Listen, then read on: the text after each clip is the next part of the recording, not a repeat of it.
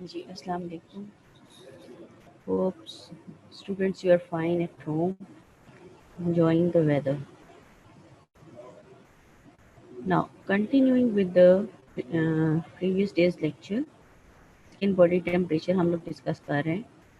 तो इसमें जो नेक्स्ट जो इम्पोर्टेंट इसमें सेक्शन बनता है दैट इज़ द, कल हमने हीट गेन मैकेनिज्म किया था थ्रू मेटाबॉलिज्म. फूड उसमें डिफरेंट थे, फूड के through and all other factors. Now today we are going to discuss the heat loss mechanisms of the body. आपको क्वेश्चन आ जाता है describe the different heat gain and the heat loss mechanism, या अलग अलग question आ जाते हैं heat gain mechanism अलग आ जाता है, heat loss mechanism अलग आ जाता है. ठीक है. सो आप लोग जो है इसको ज़रा कंसंट्रेशन से देखिएगा. ये इतना कोई मुश्किल नहीं है. You can very well attempt the questions. आपने अच्छी तरह से एक दफ़ा पढ़ा होगा तो फिर आप लोग ये क्वेश्चंस के अटेम्प्ट कर लेते हैं. Now as far as heat loss mechanism are concern, तो हम इसको डिफरेंट हेडिंग्स जो है ना, ये डिफरेंट आउटलाइंस हम इसको डिस्कस कर सकते हैं. इसमें सबसे पहले हमारे पास रहता है जो इम्पोर्टेंट मैकेनिज्म है दैट इज़ स्वेटिंग. इसमें स्वेटिंग जो है ना, इसमें हम सबसे पहले ये देखते हैं कि स्वेटिंग जो है ना दैट इज़ रेगुलेटेड, या इसको पर्सपिरेशन भी कहते हैं. Sweating is regulated by autonomic nervous system. अब इसमें हम मैकेनिज्म ऑफ स्वेट सिक्रीशन पढ़ेंगे और एक्लिमेटाइजेशन कैसे होती है. ठीक है. And loss of heat bye painting जो कि एनिमल्स में होती है. अब heat loss, most of the heat produced in the body is generated in deep organ, जो हमने कल में पढ़ा था कि ज़्यादातर 50% लीवर, ब्रेन और हार्ट में हो जाती है. ठीक है. अब रेस्ट जो है ये डिफरेंट बॉडी टिश्यूज में और मसल्स में हो जाती है, जिससे हीट प्रोडक्शन होती है. दूसरी बात यह है कि ड्यूरिंग एक्सरसाइज 90% ऑफ हीट जो प्रोड्यूस होती है वो स्केलेटल मसल से होती है. This we have discussed yesterday. Then this heat is transferred from deeper organs and the tissues to the skin where it is lost to air and surroundings. ठीक है. जब अगर बॉडी टेम्परेचर ज़्यादा हो गया एज कम्पेयर टू सराउंडिंग्स, तो होता क्या, जो हीट प्रोडक्शन हुई है इन द डीपर टिश्यूज वो आती है ट्रांसफर हो गए टू द सरफेस, और सरफेस से फिर डिफरेंट मैकेनिज्म्स हैं ऑफ हीट लॉस. उनसे वो that is heat is lost from the body. अब आ जाता है इसमें एक बहुत इंपॉर्टेंट फैक्टर है that is the insulator system of the body. हमारा अपना अल्लाह ताला ने हमें अपना एक स्पेसिफिक इंसुलेटर सिस्टम दिया है जिसकी वजह से हीट कंजर्व अकॉर्डिंगली होती है, हीट लॉस भी उसमें अकॉर्डिंगली होता है, so as to maintain the body temperature the normal range. अब उसमें क्या क्या चीज़ें होती है जो इंसुलेटर मैकेनिज्म में इन्वॉल्व होती है. उसमें सबसे पहले आता है skin, subcutaneous tissue and fat of the subcutaneous tissue. They act together as the heat insulator of the body. ठीक है. फैट जो है इसमें सबसे ज़्यादा इम्पोर्टेंट होती है क्योंकि ये दूसरे टिश्यूज में से जल्दी हीट कंडक्ट होती है और फैट में से एट अ लेसर स्पीड होती है. ठीक है. Only 1/3 of the speed. Reason उसकी वजह से होता है कि बड़ी कंट्रोल्ड मैनर में हीट गेन या हीट लॉस होता है इसमें. ठीक है. Insulation beneath the skin is an effective means of maintaining optimal internal core temperature, although it allows the temperature of the skin to approach temperature of the surroundings. ठीक है. यानी वो एक कोर टेम्परेचर को मेंटेन करता है. दूसरी बात ये है कि वो इस तरह से रेगुलेट करती है ये इंसुलेटर सिस्टम कि आपका जो बॉडी टेम्परेचर है वो सराउंडिंग के लेवल तक आ जाए, उसको अप्रोच करते, so that there is no heat gain और लॉस फ्रॉम द बॉडी. ठीक है. वो एक बैलेंस में ले आता है उसके साथ विद द सराउंडिंग एटमॉस्फेयर. फिर ब्लड फ्लो जो होता है, blood vessels they are distributed profusely. हमने कल भी पढ़ा था कि they are distributed profusely beneath the skin, especially the venous plexus. venous plexus आपने देखा था एक डायग्राम में, वो नीचे बड़ा ऑर्गेनाइज बना हुआ है. ठीक है. That is supplied by the inflow of the blood from the skin के, जो ऊपर जाके कैपिलरीज ऊपर जाके वापस आती हैं, वेन्यूल्स बनाती हैं और नीचे वो वेनस प्लेक्सस बनाती हैं. ठीक है. तो ज़्यादा ब्लड जो ऊपर सरफेस ऑफ द स्किन से होकर वापस through the capillaries and then the venules आते हैं वेनस प्लेक्सस के अंदर. The rate of blood flow into the skin venous plexus can vary from barely above zero to as great as 30% of the total cardiac output. ठीक है. यानी depending upon the circumstances, depending upon the condition, depending upon the temperature, तो जो blood flow है इस एनास्मोटिक channel का जो कि venous plexus है, तो ये जो है वेरी कर सकता है फ्रॉम ज़ीरो, बिल्कुल ही ना हो उसमें ब्लड फ्लो, बहुत थोड़ा हो, या almost 30% of the cardiac output. ये डिपेंड करता है कि कितना हीट लॉस या हीट गेन चाहिए बॉडी को. ठीक है, उसके बाद आ जाता है कि ये देखिए, ये हमने कल भी डायग्राम डिस्कस की थी कि इसमें ये है वीनस प्लेक्सस, ये इसमें बड़ा ही profuse supply of the blood है। इसमें सारा जो ब्लड है यहाँ से जा रहा है, आर्टरी से जा रहा है थ्रू द कैपिलरीज, सरफेस पे जाता है, यहाँ से सारा है जो है लेके बॉडी टेम्परेचर को कंट्रोल पैनल पे करके और फिर ये ब्लड फ्लो वापस आता है। तो ये जो है ये they join with each other to form the anastomosis. तो इसमें इतना डिफ्यूज ब्लड फ्लो होता है कि जो कि which can play a very active role in the control or the regulation of the body temperature. A high rate of skin blood flow causes heat to be conducted from the core of the body to the skin, whereas reduction in the rate of the skin blood flow can decrease the heat conduction. यानी जितना ज़्यादा blood flow होगा इन channels में जो कि skin को supply कर रहे हैं या एनास्टोमोटिक चैनल्स हैं, उनमें जितना ज़्यादा ब्लड फ्लो होगा उतना ही हीट कंडक्शन के चांसेस ज़्यादा होंगे, उतनी ज़्यादा हीट कंडक्ट होगी। और जितना ज़्यादा जो है ना वो उसका ये कम होता चला जाएगा ब्लड फ्लो, उतनी ही हीट कंडक्शन वहाँ से कम होगी उस पर्टिकुलर टाइम में। अब आगे जो डायग्राम है, this shows the quantitatively the effect of environmental air temperature और कंडक्टेंस के जो एनवायरनमेंट में जो टेम्परेचर चेंजेस आते हैं वो rate of conductance of the heat from the body to the atmosphere वो कितना अफेक्ट करते हैं। फ्रॉम द कोर conductance of heat from core to the skin surface and their conductance into the air.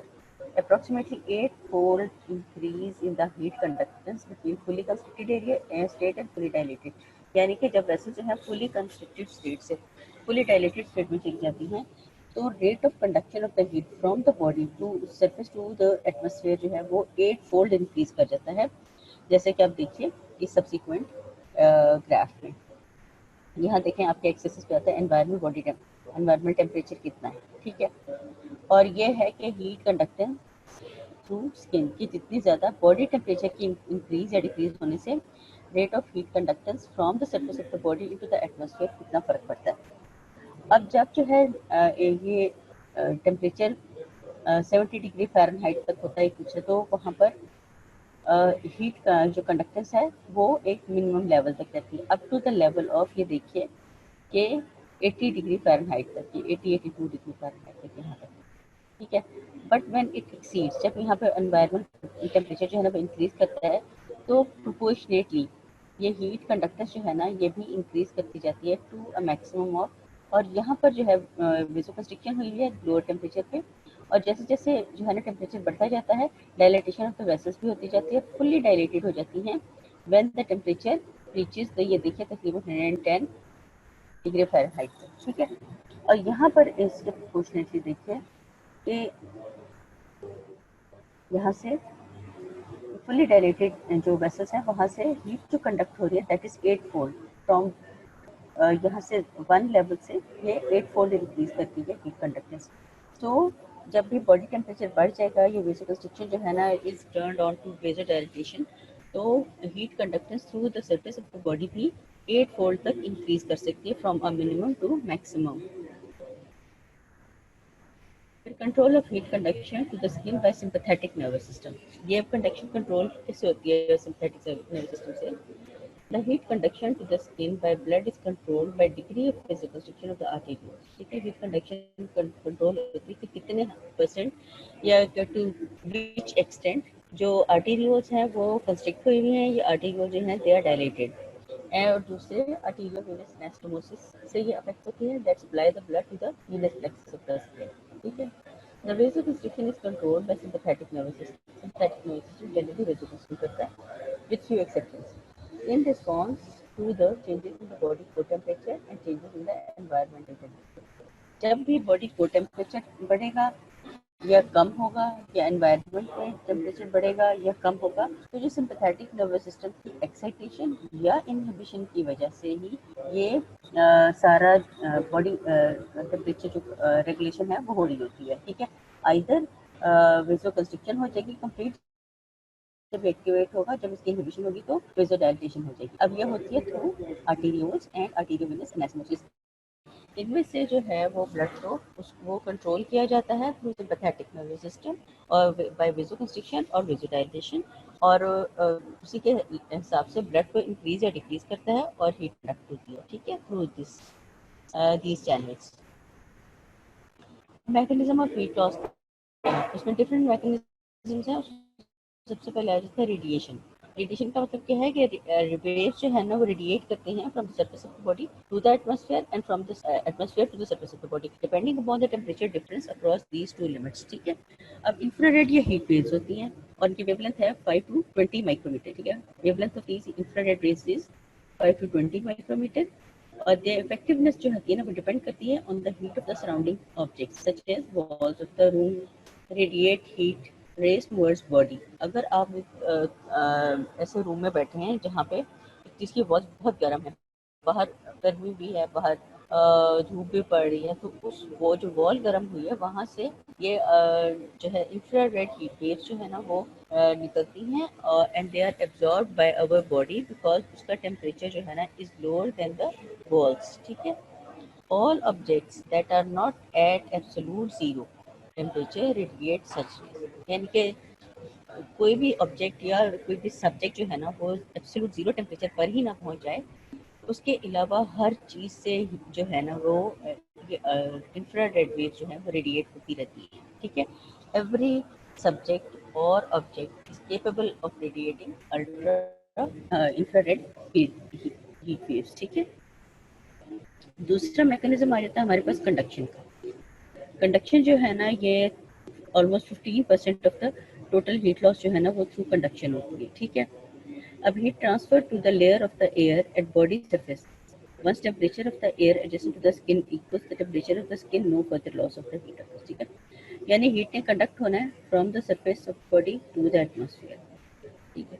और वो सबसे पहले उस लेयर ऑफ एयर में हीट जो है ना वो कंडक्ट होती है जो कि बॉडी के साथ लगे, साथ जो एयर की लेयर है, ठीक है। वहाँ का टेम्परेचर ज़्यादा होता है। जो once the temperature of the air adjacent to the skin equals the temperature of the skin, जब तक वो लेयर का टेम्परेचर स्किन के टेम्परेचर के साथ इक्वल हो जाता है तो फिर फर्दर कोई हीट लॉस नहीं होता, ठीक है। तो conduction is enhanced by convective air flow. जो कंडक्शन किस होती है, कन्वेक्टिव एयर ये होती है, डिफरेंट वेव्स होती हैं, कंडक्टिव वेव्स होती हैं, ठीक है। तो उन कंडक्टिव वेव्स के थ्रू या कन्वेक्टिव वेव्स के थ्रू ये जो है ट्रांसमिट होती है, ठीक है। अब कन्वेक्शन भी जो है ना ये कन्वेक्टिव वेव्स के थ्रू होती है। The removal of the heat from the body by convective air currents, यानी जब एयर करंट्स आ रहे हैं वो टच कर रहे हैं बॉडी को एंड देन लीव और taking away all the heat from the surface of the body, ठीक है। तो ये इससे एक कूलिंग मैकेनिज्म हो जाता है। The heat must first be conducted through air and then carried away by the convection current. सिर्फ ये नहीं कि अगर स्टिल है तो एयर स्टिल है, it's not flowing, it's not blowing, तो होता क्या है कि बॉडी के जो थ्रू कंडक्शन जो बॉडी हीट है वो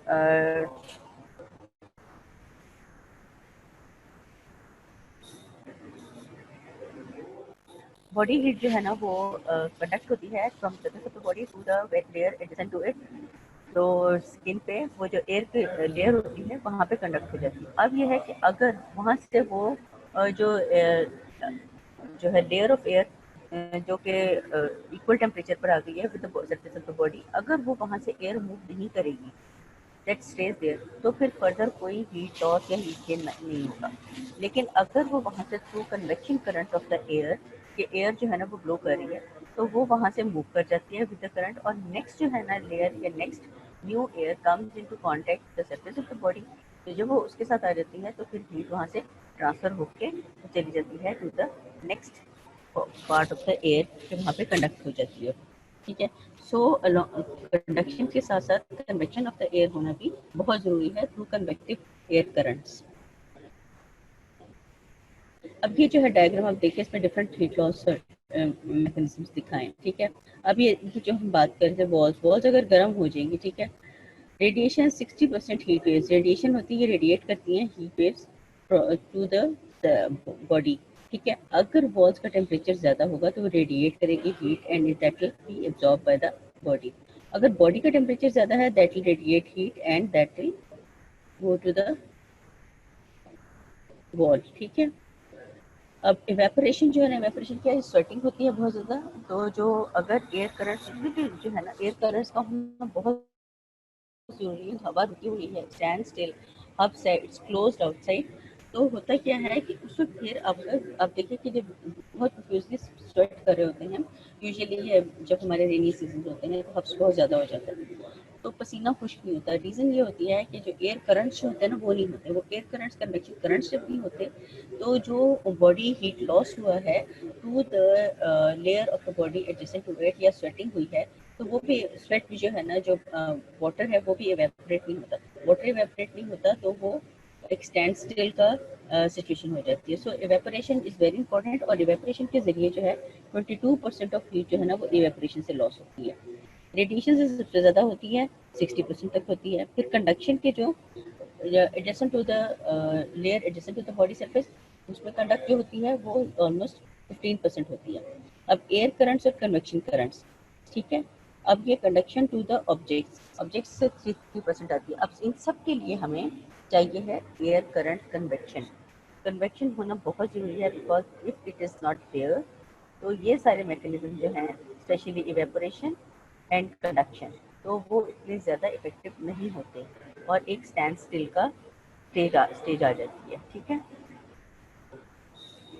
फिर cooling effect of the wind कैसे होती है? When the body is exposed to wind, the layer of air immediately adjacent to the skin is replaced by new air much more rapidly. ठीक है, the cooling effect of the wind at low velocities is proportional to the square root of the wind velocity. कि जब body जो है ना expose हो जाती है कि जो भी एयर की जो लेयर होती है एक्सपोज टू द स्किन, तो वो जब भी उसमें से एयर फ्लो होता है तो वो जो एयर है adjacent to the skin that is replace by the new air. ठीक है, और जितने ज़्यादा ये रिप्लेसमेंट होगी उतनी कूलिंग इफेक्ट ज़्यादा होगा। कूलिंग इफेक्ट जो होना है that is at low velocities is proportional to the square root of the wind velocity. ठीक है, अगर लो वेलोसिटी पे चल रही है तो हम उसको इस तरह कैलकुलेट कर सकते हैं। कूलिंग इफेक्ट जो है ना वो देख लेते हैं, इस प्रोपोर्शनल टू द, जिसका हम स्क्वायर रूट ले लें of the wind velocity, that is the cooling effect of that particular area by the wind. अब आता है इवेपोरेशन। इनसेंसिबल इवेपोरेशन के वो हो ही रही है, वो हमें एविडेंट नहीं होती है, वी कैन नॉट सी क्योंकि हो ही रही है हमारी बॉडी से इवेपोरेशन। फिर जब स्वेटिंग हुई है एक्सेसिव, तो जो इवेपोरेशन हुई है that due to the sweat under physiological control. ठीक है, कि ये जो स्वेटिंग हो रही है अंडर फिजियोलॉजिकल कंट्रोल वो इवेपोरेशन से बैलेंस हो जाती है। ठीक है, when water evaporates from the body surface 0.58 calories of heat is lost for each gram of water that evaporates। ठीक है, यानी जितना हमारी स्वेटिंग है उन्होंने एक फॉर्मूला बना लिया है कि हर 1 ग्राम ऑफ स्वेट के अंदर 0.58 कैलोरीज ऑफ हीट जो है ना वो निकल जाती है बॉडी से। ठीक है, बाय 1 ग्राम ऑफ वाटर। फिर evaporation is necessary cooling mechanism at very high air temperature। जाहिर है जब हाई टेम्परेचर होता है तो उस पर इवेपोरेशन सबसे ज़्यादा इफेक्टिव होती है। As long as the skin temperature is greater than temperature of the surroundings, heat can be lost by radiation and conduction. ठीक है, जब तक ये टेम्परेचर जो है ना सराउंडिंग का that is greater then the body temperature, तो जो उसके जो मैकेनिज्म जो है जो ज़्यादा इफेक्टिव होते हैं वो they R radiation and conduction. But when the temperature of the surrounding becomes greater than that of the skin, instead of losing heat, the body gains heat by radiation and conduction। ठीक है, जब बाहर temperature ज़्यादा हो जाता है तो body जो है ना वो हीट गेन करना शुरू कर देती है बाय कंडक्शन एंड कन्वेक्शन। बाहर टेम्परेचर कम होगा, बॉडी टेम्परेचर ज़्यादा होगा तो हीट लॉस हो जाएगी come by radiation and conduction. और अगर बाहर टेम्परेचर ज़्यादा होगा, बॉडी कम होगा तो वो हीट गेन शुरू हो जाएगी। ठीक है, bye the body by radiation and conduction। Under these conditions, the only means by which the body can rid of heat is by evaporation। कि जब बाहर टेम्परेचर बहुत ज़्यादा है और बॉडी का काम है तो रेडिएशन और कंडक्शन लगते हैं हीट गेन मैकेनिज्म में, लेकिन उस वक्त इवेपोरेशन का मेथड जो है ना वो दैट इज़ वेरी इफेक्टिव। उसको वो हीट लॉस जो है सिर्फ एक इवेपोरेशन के मेथड से ही हो सकती है कि अगर बाहर जो टेम्परेचर है that is less than the body temperature is more than the body temperature, sorry। अच्छा, effect of clothing on conductive heat loss. अब जो कंडक्शन के थ्रू हीट लॉस हो रही है तो हमारी जो क्लोथिंग होती है उस पर क्या, उसका क्या इसमें रोल है? Clothing can traps air next to skin in weave of clothes, so rate of heat loss from body bye conduction and convection is depressed, ठीक है। उसमें ज़्यादा इफेक्टिव फिर आ जाते हैं कि किस निटिंग ऑफ द क्लोथिंग जो हम लोग ले रहे हैं उसकी नेट कैसी है, ठीक है, डिपेंडिंग अपॉन द कि उसकी क्लोज नेट है या लूज नेट है, ठीक है, और आइदर थिन है या थिक फाइबर्स हैं, और कूलर फाइबर्स हैं, कॉटन्स हैं या और दूसरा material. This all depends upon all these factors, they are effective or they have some proportion to affect the or regulate the body heat loss or gain mechanism. The effectiveness of clothing in maintaining body temperature is completely lost when clothing becomes wet because of high conductivity of water increases the rate of heat transmission through the food, ठीक है। इसकी effectiveness जो है ना वो clothing के through जो heat loss gain mechanism हो रहे हैं उसकी इफेक्टिवनेस थोड़ी सी हैम्पर हो जाती है, थोड़ी सी कम हो जाती है कि जब क्लोथ जो होते हैं वो वेट होते हैं। क्यों कि जो वाटर की कंडक्टिविटी थ्रू वाटर कंडक्टिविटी जो है ना वो that increases the rate of heat transmission. Water के थ्रू जो हीट ट्रांसमिशन जो होती है ना वो उससे अफेक्ट होती है when the clothes are wet rather than by the when the clothes are dry, ठीक है। So this is another important factor.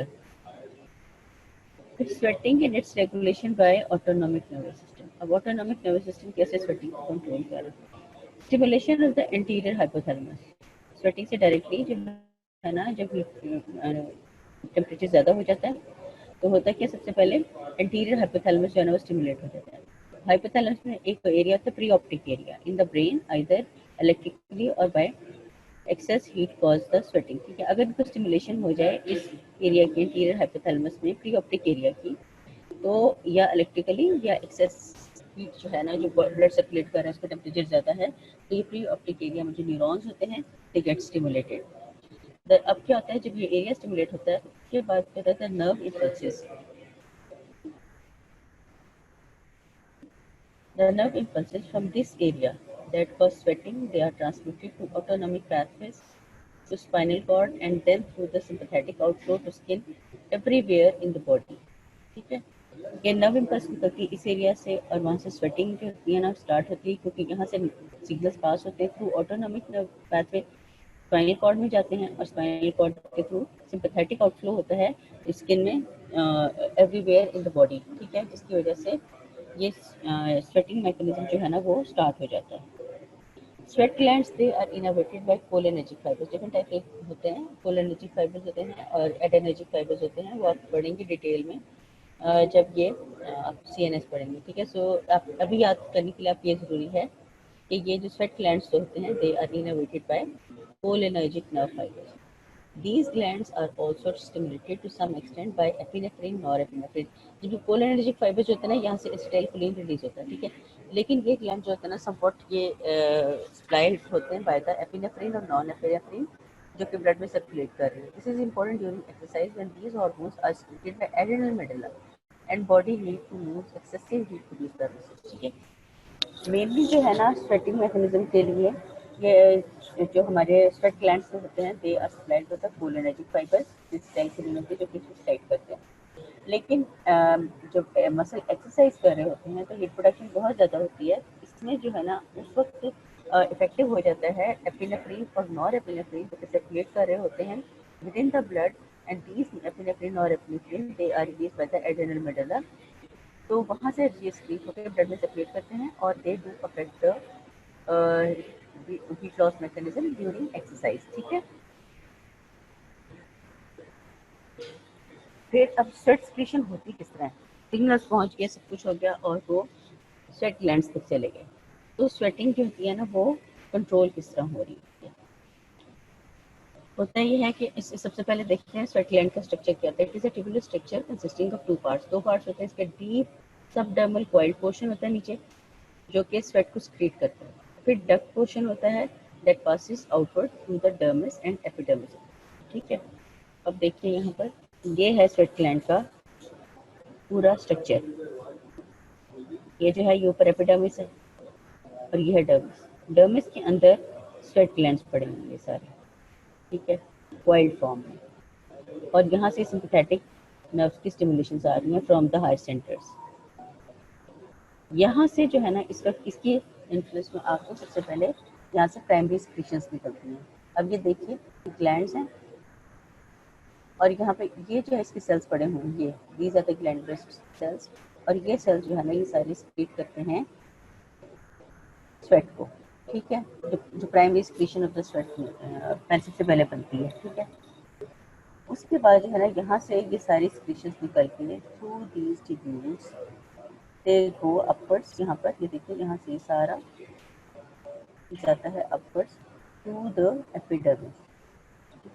Epidermis में जब जाता है यहाँ से क्लोज देयर, और यहाँ पे जाके alteration in the composition of the primary secretion of the sweat जो है यहाँ पर बनी है, उसमें आगे जाके ऑल्टरेशन होती है थ्रू एब्जॉर्प्शन वगैरह, ठीक है। जो डिफरेंट जो इसके कॉन्सिक्वेंट्स हैं एब्जॉर्ब हो जाते हैं या नहीं होते अकॉर्डिंग टू द सर्कमस्टांसेस, ठीक है, और according to the body needs. होता ये है कि ये फिर ये एपिडर्मिस पहुँचते हैं, वहाँ पे जो है ना पोर्स बने होते हैं, जो हमारे स्वेटिंग के पोर्स हैं, ठीक है, वो होते हैं, और वहाँ से वो स्वेटिंग से थ्रू वाटर वेपर्स ये यहाँ से रिलीज हो जाते हैं, ठीक है। अब secretory portion of the sweat gland secrete the primary secretion, और जिसको हम प्रिकर्सर सिक्रीशन भी कहते हैं, ठीक है। जो नीचे कॉइल्ड पोर्शन में जो सिक्रीशन बन रही है उसको हम प्राइमरी सिक्रीशन या प्रिकर्सर सिक्रीशन भी कह देते हैं। This is active secretory product of epithelial cells lining the coiled portion of sweat glands, ठीक है। ये जो है ये एक्टिव secretory products होती हैं epithelial cells की lining the coiled portion, जो मैंने आपको अंदर बताया है पीछे डायग्राम में कि ये जो है ये जो यहाँ से ये प्राइमरी सिक्रीशन निकल रही है जो epithelial cells पड़े हुए हैं। Cholinergic sympathetic nerve fibers endings on और near the glandular cell elicit the reaction, यानी कि जो सिंपैथेटिक जो सेल्स आ रही है इसमें ग्रीन कलर की, वो आके यहाँ पे से कोलिनर्जिक फाइबर्स होते हैं वो इसके, और वो आके इसके यहाँ से जो प्राइमरी सिक्रीशंस हैं उनको स्टिमुलेट करती है और उनकी स्वेटिंग स्टार्ट कराती है। फिर उसके बाद आ जाता है ये जो प्राइमरी सिक्रीशन निकली है, अब इसकी कॉम्पोजिशन क्या है। The composition of this precursor secretion और प्राइमरी सिक्रीशन क्या होती है, that is similar to that of plasma. Plasma की तरह की सारी जो है ना कॉम्पोजिशन है, जितने जो जो लेवल इसमें डिफरेंट कॉन्स्टिट्यूएंट्स के हैं प्लाज्मा के, वो सारे इसमें होते हैं except that is they don't contain the plasma protein. इसमें प्लाज्मा प्रोटीन नहीं निकलती है, बाकी सारे जो इसके constituents they are same as that of the plasma. अब इसमें जो है बहुत इंपॉर्टेंट जो दो आइंस हैं, they are the sodium and the chloride. अब इसके अंदर जो है सोडियम का जो लेवल होता है 142 मिली इक्विवेलेंट्स पर लीटर होता है, और क्लोराइड का 104 मिली इक्विवेलेंट पर लीटर होता है, ठीक है। As it flows through the duct portion of the gland, it is modified by reabsorption of most of the sodium and the chloride ions.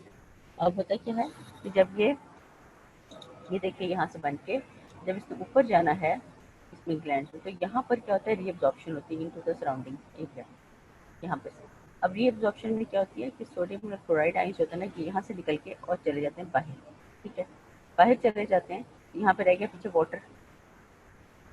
Water जो है ना थ्रू ऑस्मोसिस जब ये अंदर हाइपोऑस्मोटिक फ्लूइड बन जाता है तो वो भी फिर बाद में आगे जाके वो भी एक्सक्रीट हो जाता है, सो रीअब्जॉर्ब हो जाता है। तो डिपेंडिंग अपॉन द सिचुएशन तो इनकी रीअब्जॉर्प्शन हो जाती है वहाँ पर। The degree of reabsorption depends on the rate of sweating, ठीक है, जितनी ज़्यादा स्वेटिंग हो रही है उतनी ही रीअब्जॉर्प्शन होती है। अब होता है कि when sweat glands is stimulated slightly, जब आराम से हुआ थोड़ा सा स्वेट ग्लैंड्स की स्टिमुलेशन थोड़ी सी हुई है तो उससे क्या होता है, when sweat gland is stimulated slightly the precursor fluid passes through slowly, ठीक है। वो होता क्या है कि जब वो स्वेट ग्लैंड जो है ना वो एट अ स्लो पेस वो बन रहे होते हैं secretions, तो ये जो precursor होता है ये fluid that passes slowly through the duct, so all sodium and the chloride ions are reabsorbed and the concentration falls to as low as 5 मिलीकोलन पर लीटर, यानी इससे ज़्यादा reabsorb हो जाती है कि सोडियम क्लोराइड के अंदर जो कंसंट्रेशन होती है rather than being 104 and 142 milliequivalent वो डिक्रीज होकर आ जाती है to 5 milliequivalent per litre. This reduces the osmotic pressure, obviously जब सोल्यूट निकल गए हैं उस फ्लूइड में से तो उसका ऑस्मोटिक प्रेशर भी कम हो गया of the sweat fluid that most of the water is also absorb, कि उसके पीछे थ्रू ऑस्मोसिस वाटर भी एब्जॉर्ब हो जाता है क्योंकि अंदर जो है उसकी जो ऑस्मोलैरिटी है वो कम हो गई है। So at low rates of sweating, the constituents such as urea, lactic acid and potassium ions are usually concentrated. ज़ाहिर है इन्होंने तो दोबारा reabsorb नहीं होना, ठीक है।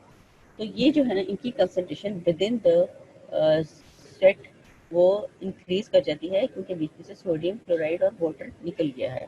सो यूरिया, लैक्टिक एसिड और पोटेशियम कंसंट्रेटेड हो जाते हैं इन द स्वेट जब स्वेट ग्लैंड्स जो हैं दे आर स्लाइटली स्टिमुलेटेड, जो उससे स्लो पैसेज होता है through the tubules and the gland. ठीक है, अब दूसरी ऑन द कॉन्ट्रेरी जो दूसरी सिचुएशन आ जाती है, sweat gland stimulated strongly, sweating बहुत ज़्यादा हो रही है, स्वेट स्पीशीज बहुत ज़्यादा बन रही है, तब क्या होता है? When sweat gland is stimulated strongly by the sympathetic nervous system, large amount of the precursor secretion is produced, and duct may reabsorb only slightly more than half the sodium and the chloride. ठीक है, यानी होता क्या, ज़ाहिर है बहुत ज़्यादा secretion बढ़ रही है तो वो पैसेज थ्रू द ट्यूब्यूल्स वो भी रैपिड हो जाता है, फ्लो रेट ज़्यादा हो जाता है। तो फ्लो रेट ज़्यादा हो जाता है तो इसका मतलब ये है कि जो प्रिकर्सर secretions जो हैं वो they don't stay for a longer period of time with in the ducts. ठीक है, उनका स्टे या travelling with in the ducts जो है ना वो पीरियड शॉर्ट हो जाता है। तो जो रीअब्जॉर्प्शन सोडियम एंड क्लोराइड के लिए जितना टाइम चाहिए होता है वो अवेलेबल नहीं होता। तो बजाय इसके कि उसकी कंसंट्रेशन जो है ना रीअब्जॉर्प्शन इतनी हो जाए कि जो स्वेट जो है ना उसके अंदर उसकी लेवल्स 5 मिली इक्विवेलेंट तक ड्रॉप कर जाएं, वो ऑलमोस्ट हाफ तक ही आते हैं। ठीक है, इसका मतलब है कि काफ़ी सारा सोडियम क्लोराइड जो है ना बीच में निकल भी सकता है। ठीक है, दूसरा ये कि also sweat moves through the tubular parts so rapidly that little water is reabsorbed। वो इतनी रैपिडली वहाँ से फ्लो करता है कि वाटर रिएब्जॉर्प्शन भी कम होती है। एक तो फ्लो की वजह से कम होती है, दूसरा ये कि चूंकि कम सोडियम क्लोराइड जो है ना वो गए हैं पास ऑन हो, ठीक है ना, इसलिए जो है ना वाटर रिएब्जॉर्प्शन कम हो जाती है। There is significant loss of sodium chloride in the sweat when person is unacclimatized. ठीक है, अनएक्लिमेटाइज्ड हो पर्सन किसी एटमॉस्फेयर से तो फिर भी स्वेटिंग बहुत रैपिड होती है, एट हाई पेस होती है और उसमें फिर सोडियम क्लोराइड काफ़ी निकल जाता है और वाटर कंटेंट भी निकल जाता है। ठीक है, acclimatization of sweating mechanism to heat. अब इसमें क्या है कि रोल ऑफ एल्डोस्टेरोन आ जाता है यहाँ पर। Although a normal unacclimatized person seldom produces more than a liter sweat per hour। ठीक है, जो unacclimatized person होता है उसमें भी अगर एक्सेसिव स्वेटिंग हो भी तो वो भी 1 लीटर पर आवर से ज़्यादा स्वेटिंग नहीं होती। ठीक है, when a person is exposed to hot weather for 4 to 6 weeks, he begins to sweat more profusely, often increasing the sweat to as much as 2 to 3 liters per day। ठीक है, होता ये है कि पहले एक नया टू द हॉट वेदर जब अर्ली एक्सपोजर होता है, अनएक्लिमेटाइज पर्सन होता है, तो होता क्या है कि स्वेट ग्लैंड्स जो हैं वो 1 लीटर से ज़्यादा स्वेटिंग नहीं करते मोस्टली। लेकिन जब एक बंदे को रहना पड़ जाए उस एटमोसफेयर में for 4 to 6 week, hot weather में रहना पड़ जाए, तो उस वेदर को कम्बैट करने के लिए और हीट लॉस मैकेनिज्म को एफिशिएंट करने के लिए तो स्वेटिंग मैकेनिज्म जो है दैट अडेप्ट सेल्फ और वो उसको एक्लेमेटाइज हो जाता है कि वो इतना कि जो स्वेटिंग प्रोडक्शन जो है ना 4 to 6 weeks ऑफ एक्लेमेटाइजेशन वो हो जाती है 2 to 3 liters per hour instead of 1 litre पर आवर। ठीक है, evaporation of this much sweat can remove heat from the body at rate more than 10 times normal. ठीक है, यानी जब उसकी इवेपोरेशन इतनी ज़्यादा होनी शुरू हो जाएगी, इतना ज़्यादा स्वेट बनेगा, फिर इतनी इवेपोरेशन होगी तो जो है अगर स्वेटिंग प्रोडक्शन 1 लीटर से 2 to 3 लीटर हो गई है तो इवेपोरेशन जो है ना वो वहाँ पर 10 टाइम्स हो जाती है as compare to normal. And there is further decrease in concentration of sodium chloride in sweat which allows better conservation of body salts. ठीक है, अगर एक और ज़्यादा कंसंट्रेशन जो है ना वो ऑब्वियसली जब इतनी ज़्यादा स्वेटिंग हो रही है तो sodium chloride concentration in the sweat जो है ना वो फर्दर डिक्रीज कर जाती है क्योंकि इतना टाइम रहता ही नहीं है, वो एक्सटेंशन नहीं होगी विच allows better conservation of body salts. ठीक है, ये एक्लिमेटाइजेशन ये होती है कि अगर बहुत ज़्यादा स्वेटिंग ना हो, अगर एक्सेसिव हो रही है तो इतना टाइम जो है ना अवेलेबल नहीं होता कि वो उतना ज़्यादा सोडियम एंड क्लोराइड जो है ना वो उसमें पास ऑन हो सके, तो वो उसकी वजह से भी एक्लिमेटाइजेशन की वजह से भी थोड़ी सी कंजर्वेशन ऑफ सोडियम क्लोराइड भी हो जाती है। ठीक है, most of this effect is caused by increase secretion of aldosterone by adrenal gland. होता किस तरह ये कि जब एक्लिमेटाइजेशन हो रही होती है तो एड्रिनल मेडुला जो है ना वहाँ से एल्डोस्टेरोन जो है ना वो प्रोड्यूस होना शुरू हो जाता है। ठीक है, इन अनएक्लिमेटाइज्ड person who sweats profusely often loses 15 to 30 grams of salt each day। for first few days. After 4 to 6 weeks of acclimatization, the loss is usually 5 to 6 grams per day. यानी उसमें होता ये है कि स्वेटिंग तो ऑब्वियसली जो है ना वो इंक्रीज, इवेपोरेशन रेट जो है ना वो भी इंक्रीज करते हैं, स्वेटिंग वैक्यूम इंक्रीज करती है, लेकिन एल्डोस्टेरोन की वजह से जो रीअब्जॉर्प्शन होती है in the different areas of the salts वो इंक्रीज कर जाती है। तो उसकी वजह से जो लॉस है सॉल्ट्स का, जो कि शुरू के दिनों में जब पर्सन अनएक्लिमेटाइज्ड है 15 to 30 ग्राम्स है पर each day in the first few days, लेकिन जब एक्लिमेटाइज हो जाता है आफ्टर 4 to 6 वीक्स तो ये under the effect of aldosterone 5 to 6 grams per day तक ये लॉस होता है। इतना ज़्यादा फिर सॉल्ट जो है वो लॉस नहीं होते हैं from the body by the action of aldosterone. ठीक है, यानी ये जो है एक्लिमेटाइजेशन के दौरान एल्डोस्टेरोन प्रोडक्शन जो है ना वो स्टार्ट हो जाती है, जो कि फर्दर कंट्रोल में ले आती है the level of release of या level of loss of salts from the body. Loss of heat by panting, panting जो है ना एनिमल में होती है। ठीक है, Many lower animals have little ability to lose heat from the surface of the body. Lower animals में चूँकि वो बॉडी जो है ना फर वगैरह से कवर्ड होती है, कुछ होती है, तो वहाँ पे उसमें जो हीट लॉस जो है from the surface of the body वो बहुत कम होता है। ठीक है, their surfaces are often covered by fur. The skin of most lower animals is not supplied by sweat glands. यानी मोस्टली इनकी स्किन जो है ना उसमें स्वेट ग्लैंड्स होती है, क्योंकि ऊपर तो फर होता है सारा।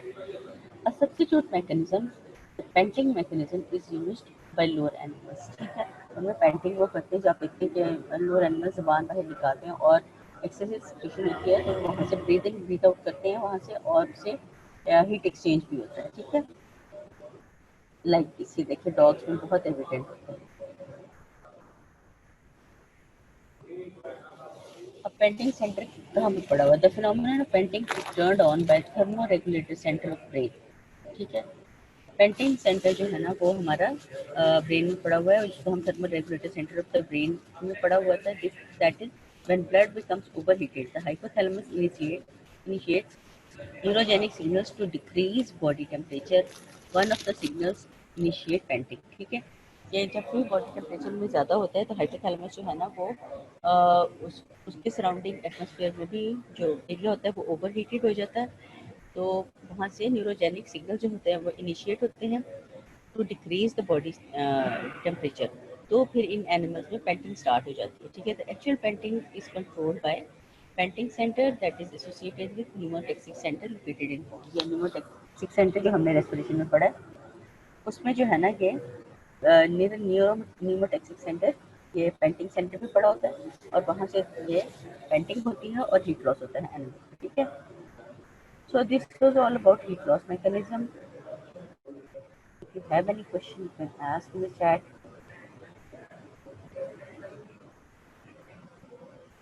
अगला जो लेक्चर है दैट इज़ वेरी इंपॉर्टेंट, इसमें दो मेन चीज़ें हम डिस्कस करेंगे। एक तो सारा जो है control mechanism of the body temperature regulation, और दूसरा जो है वो हम डिस्कस करेंगे different abnormalities of the control system. ठीक है, तो ये है कि वो बिट लेंथी है बट वेरी इंटरेस्टिंग भी है। तो आज हमने किया है इसमें स्वेटिंग कैसे होती है, ऑटोनॉमिक नर्वस सिस्टम मैकेनिज्म क्या है, एक्लिमेटाइजेशन कैसे होती है, पेंटिंग क्या होती है, मेन चीज़ हमने। हीट लॉस जो है ना वो हीट करते हीट गेन होती है, और हीट लॉस जो है ना from the deeper tissue to the surface होती है डिफरेंट मैकेनिज्म। फिर होता है insulated system of the body, हमारी जो है ना स्किन सबक्यूटेनियस टिश्यू और फैट जिसमें पड़ी है सबक्यूटेनियस टिश्यू में उसके थ्रू होती है। और इसमें फैट का जो सबसे इम्पोर्टेंट रोल होता है, क्योंकि उसमें जो हीट लॉस जो होता है वो 15% स्लोर होता है, 15% स्लोर होता है या 1/3 होता है ऑलमोस्ट, तो as compare to the other tissues. So उसमें रेगुलेशन जो है वो insulation and regulation of the body temperature वो ज़्यादा इफेक्टिव होता है। ठीक है, फिर ब्लड फ्लो जो है ना वो बहुत इंपॉर्टेंट है। ब्लड फ्लो इंक्रीज करता है डिक्रीज करता है according to the body needs की। ठीक है, अगर हीट लॉस ज़्यादा करना है तो वैसे डाइलेशन हो जाएगी कि वहाँ से ज़्यादा ब्लड सर्कुलेट करेगा और वहाँ से हीट लॉस होगा थ्रू डिफरेंट मैकेनिज्म। और हीट गेन करना है तो वो हमसे वेसोकंस्ट्रिक्शन हो जाएगी। ये सारा जो सिस्टम है that is control by the sympathetic nervous system, जो कि ब्लड फ्लो है। ठीक है, और ब्लड फ्लो जो है ना वेरी कर सकता है from 0 to 30% of the total cardiac output, इतनी ज़्यादा इसकी वेरिएशन है। इसमें सबसे बहुत इंपॉर्टेंट होता है इसका वीनस प्लेक्सस चैनल, जहाँ से चूँकि इसमें इतना एक्सटेंसिव ब्लड फ्लो होता है, तो सबसे ज़्यादा and also the veins they act as a reservoir, तो उनमें ब्लड फ्लो भी ज़्यादा होता है, उनमें क्वांटिटी ऑफ ब्लड भी ज़्यादा होती है टू ट्रांसमिट द हीट। ठीक है, और उसके बाद जो होता है इसमें देखिए ये इम्पोर्टेंट है इसका ग्राफ, कि इसमें vasoconstriction, extreme vasoconstriction and extreme vasodilation, तो उन दोनों के दरमियान जो हीट लॉस जो है वो 1 टाइम से 8 टाइम्स इंक्रीज कर जाता है, heat loss from the body, so the vasoconstriction and vasodilation of the blood vessels through the skin वो जो है बहुत इम्पोर्टेंट हो जाता है। ठीक है, फिर आ जाता है सिंपैथेटिक नर्वस सिस्टम जो है वो इसमें वो उसको कंट्रोल करता है again by vasoconstriction mechanism through arteriovenous anastomosis में, या जो आर्टेरियोल्स होते हैं। ठीक है, ये सिंपैथेटिक नर्वस सिस्टम से मेनली कंट्रोल होता है, और इसमें फिर आ जाते हैं डिफरेंट मैकेनिज्म। रेडिएशन होता है सबसे पहले कि इंफ्रारेड वेव्स जो है ना वो रेडिएट होती है फ्रॉम द बॉडी, जितना जो अगर आप किसी रूम में बैठे हैं, वॉल्स बहुत ज़्यादा ओवर हीटेड है, तो वहाँ से आएगी हीट और आपकी बॉडी एब्जॉर्ब कर लेगी, और अगर बॉडी हीट ज़्यादा है तो वो फिर सराउंडिंग जो ऑब्जेक्ट्स हैं उनको जो हीट है वो रेडिएट करती है थ्रू इंफ्रारेड वेव्स। ठीक है, और हर जो ऑब्जेक्ट सब्जेक्ट है वो इंफ्रारेड वेव्स को ट्रांसमिट करता है, except those who are at absolute zero temperature. फिर होता है कंडक्शन। कंडक्शन होता है कि जो हमारी बॉडी सरफेस के साथ जो एयर की लेयर है वो उसमें हीट ट्रांसमिट हो जाती है from the body to the layer, to the layer of the air adjust to the skin. तो उसमें जो है ना ये बहुत इंपॉर्टेंट होता है, अगर उस वक्त तक ये कंडक्शन होती रहती है from the body to the outside atmosphere to the that layer, जब तक कि उन दोनों का इक्वल टेम्परेचर नहीं हो जाता। जब टेम्परेचर इक्वल हो जाता है of the skin surface and the layer adjacent to the skin, जब एक इक्वल हो जाता है तो फिर फर्दर वहाँ से हीट लॉस नहीं होता। ठीक है, तो उसके लिए ज़रूरी क्या होता है कि कन्वेक्शन एयर करंट्स पास होने चाहिए वहाँ से, कन्वेक्शन एयर करंट्स हों जो कि वहाँ से उस लेयर ऑफ एयर को वो रिमूव कर दें जो कि सैचुरेट हो गई है, जो कि इक्विलिब्रियम में आ गई है with the surface of the body as far as temperature is concern. ठीक है, फिर ये डिफरेंट मैकेनिज्म है, इसमें आप देख सकते हैं कि कितने परसेंट है। इवेपोरेशन से 22% हीट लॉस होता है, रेडिएशन 60% होता है, कंडक्शन टू एयर 15% होता है, और जो कंडक्शन टू द ऑब्जेक्ट्स 3% होता है। ठीक है, डिफरेंट जो एरियाज हमारे सराउंडिंग में है उनको कंडक्शन जाती है 30% तक। ठीक है, इस और इन सब के लिए ज़रूरी है कि कन्वेक्शनल एयर करंट्स हों, जिसकी वजह से ये ईजी हो जाती है सारे। फिर कूलिंग इफेक्ट होते हैं कि अगर जो है ना एक्सपोज हो to the wind, the layer of air जो immediately adjacent to the skin होती है वो रिमूव हो जाती है और नई लेयर इन कॉन्टेक्ट आ जाती है। ठीक है, अब कूलिंग इफेक्ट जो है, अगर लो वेलोसिटी पे एयर करंट्स आ रहे हों तो हम कूलिंग इफेक्ट को मेजर कर सकते हैं by taking the square root of the velocity of the air. ठीक है, फिर है इवेपोरेशन। इवेपोरेशन में एक तो इनसेंसिबल की हो ही रही है बॉडी से, evaporation is very very important mechanism of heat loss. तो दूसरा इवेपोरेशन जो कि हमें नज़र आ रही होती है जब हम स्वेट करते हैं बहुत ज़्यादा और उसके बाद वो इवेपोरेट करते हैं और उसके बाद कूलिंग इफेक्ट होता है, वो दैट इज़ एविडेंट। जब वाटर जो है इवेपोरेट करते हैं बॉडी से, तो हर ग्राम ऑफ वाटर के अंदर 0.58 कैलोरीज ऑफ द हीट की चली जाती है नॉर्मली। ठीक है, फिर इवेपोरेशन जो है ना दैट इज़ वेरी इंपॉर्टेंट कि अगर स्किन टेम्परेचर जो है ना वो ज़्यादा हो as compare to the atmosphere, तो रेडिएशन और कंडक्शन से हीट लॉस होता है फ्रॉम द बॉडी। और अगर बाहर टेम्परेचर ज़्यादा हो और अंदर जो है ना टेम्परेचर बॉडी का टेम्परेचर कम हो, तो जो है ना वो रेडिएशन से या कंडक्शन से हीट एब्जॉर्ब होना शुरू हो जाती है। इस कंडीशन में आके evaporation is very very important, वो मैकेनिज्म बाहर कराया जाता है जिससे कि हीट लॉस हो सकता है। ठीक है, फिर उसके बाद आता है क्लोथिंग।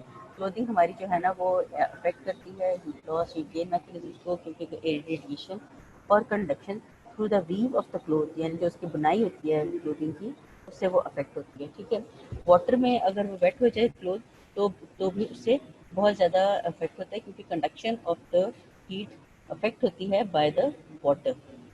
फिर स्वेटिंग जो है ना वो कंट्रोल कैसी होती है कि इंटीरियर जब एक्सेसिव टेम्परेचर जो है ना वो राइज कर देता है in the area surrounding the hypothalamus, जो ब्लड वहाँ पहुँचता है, तो इंटीरियर हाइपोथैलेमस जो है ना उसमें एरिया पड़ा होता है प्री ऑप्टिक एरिया, वो स्टिमुलेट होता है, वहाँ से सिग्नल्स निकलते हैं वो ये सिग्नल्स जाते हैं, they are transmitted through autonomic pathway, यानी सिम्पैथेटिक पैरासिम्पैथेटिक चैनल जो होते हैं हमको ऑटोनॉमिक, वहाँ से जाती है स्पाइनल कॉर्ड में, स्पाइनल कॉर्ड से वो चले जाते हैं वो सिम्पैथेटिक आउटफ्लो के जरिए वो जहाँ पे ज़रूरत होती है वहाँ पर तब जाके वहाँ पे ग्लैंड से सिक्रीशन करवाएं, और ये सिक्रीशन करवाते हैं कि स्पेशलाइज्ड टाइप ऑफ फाइबर्स होते हैं जो कि कोलिनर्जिक बाइंडिंग्स होती हैं, और ये जाके नॉर्मली ये कोलिनर्जिक नर्व एंडिंग्स करवाती हैं स्वेटिंग, लेकिन कुछ कंडीशंस होती हैं देखिए, जैसे कि मसल एक्सरसाइज वगैरह, तो एपिनेफ्रिन नॉर एपिनेफ्रिन वगैरह सर्कुलेट करे तो बॉडी में वो भी जाके स्वेटिंग कराती through, and these hormones they are released during exercise by the adrenal medulla. फिर आ जाता है स्वेट सिक्रीशन में उसका जो स्वेट ग्लैंड्स हैं उनका स्ट्रक्चर, कि उनका एक वाइल्ड लोअर पोर्शन होता है डीप जो सबडर्मल एरिया में पड़ा होता है, वो एक्चुअली स्क्रीट करता है स्वेट को, और फिर डक्ट पोर्शन होता है जो कि ऊपर असेंड कर जाता है to the surface of the skin, ठीक है, एपिडर्मिस में। ये इसका सारा स्ट्रक्चर है। नीचे ग्लू जो है इसकी सिम्पैथेटिक स्टिमुलेशन है, कोलिनर्जिक फाइबर्स आते हैं यहाँ पे इसको स्टिमुलेट करते हैं, जो इसकी ये एंडोथेलियल लाइनिंग्स है, यहाँ से ग्लैंडुलर सेल्स हैं, ये यहाँ से स्क्रीट करते हैं प्रिकर्सर स्वेटिंग स्वेट फ्लूइड को, जो कि यहाँ से पास ऑन करता है, और यहाँ पे रीअब्जॉर्प्शन होती है सोडियम और क्लोराइड के आयंस की यहाँ से। तो जो उनकी कंसंट्रेशन है 142 और 104 मिलीक्यूरेंट की, वो कम होके जब यहाँ तक पहुँचता है तो वो 104 रह जाती है। यहाँ क्योंकि अब वाटर ज़्यादा आ गया इसमें कंटेंट, तो थ्रू ऑस्मोसिस वाटर भी एब्जॉर्ब हो जाता है, और जो कंसंट्रेशन ऑफ यूरिया और पोटेशियम और दूसरी सब्सटेंसेस हैं वो कम हो जाती है। अब ये देखिए, जब स्लाइटली स्टिमुलेट होगा तो वो पैसेज जो इतना लो होता है तो उसमें सोडियम क्लोराइड ज़्यादा रीअब्जॉर्ब हो जाता है, वाटर भी ज़्यादा रीअब्जॉर्ब हो जाता है। तो होता क्या है कि यूरिया, लैक्टिक एसिड और पोटेशियम जो है ना वो कंसनट्रेटेड होते हैं उस सेटिंग में।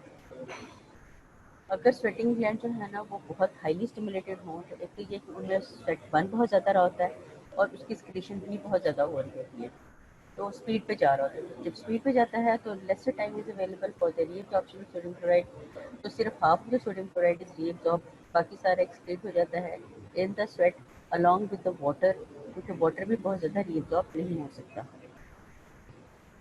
लेकिन अगर ये हो कि डिफरेंट एक्लीमेटाइजेशन होती है, जब ये नॉर्मल अनएक्लीमेटाइज पर्सन हो तो उसमें आमतौर पे 1 लीटर पर आवर के रेट पे स्वेटिंग होती है।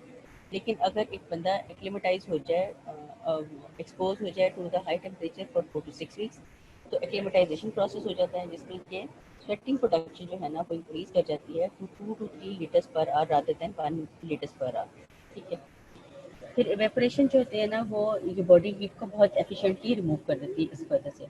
दूसरा ये कि इसमें सोडियम क्लोराइड की कंसंट्रेशन जो है ना वो ज़्यादा डिस्टर्ब नहीं होती, क्योंकि body aldosterone during this period release होना शुरू हो जाता है फ्रॉम एड्रेनल मेडुला, जो कि reabsorption of sodium and chloride कर रहा है। वो तो सोडियम क्लोराइड ज़्यादा लॉस नहीं होता है इन एक्लेमेटाइज्ड पर्सन, और वहाँ पे जो है लॉस ऑफ सॉल्ट कम होता है, ठीक है। अब फ़र्क दोनों का ये है कि अनएक्लिमेटाइज पर्सन में अगर वो इस तरह बॉडी जो एक्सेसिव प्रोडक्शन हो और स्वेटिंग की, तो 15 to 30 grams of salt per day waste हो रहा होता है, जबकि एक्लिमेटाइज जो पर्सन होता है 4 to 6 वीक्स जो किसी हॉट वेदर में रह ले, तो उसमें जो है ना यूजुअली ये कम होगी 5 to 6 ग्राम पर डे तक रह जाता है सॉल्ट का लॉस, ठीक है। पेंटिंग का है ये लोअर एनिमल्स, जो मैंने आपको बताया कि जिनका फर इसको बॉडी स्वेट ग्लैंड्स नहीं होते, जिससे फर से कवर्ड होता है, इसलिए स्किन से जो है ना उसका हीट लॉस मैकेनिज्म नहीं होता। इसको वो उसके लिए फिर पेंटिंग होती है कि थ्रू म्यूकस मेम्ब्रेन वहाँ से एक्सेसिवली वेट होती है, और फिर वहाँ से एयर करंट्स के थ्रू वो हीट लॉस होता है फ्रॉम द पेंटिंग। और पेंटिंग सेंटर जो है ना वो पड़ा होता है in the middle in ponds में पड़ा होता है न्यूमेटेक्सिक सेंटर के पास। So here we end our today's lecture. आप लोग जो है ना ये कर लीजिएगा, पढ़ लीजिएगा। Day after tomorrow we'll have a very important lecture and the lab lecture of skin body temperature.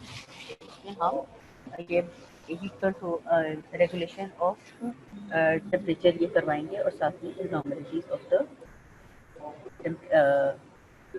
temperature control system. If you have any question, you can write it down. Otherwise, I'll take it as you have understood the things. So this was all about today's lecture.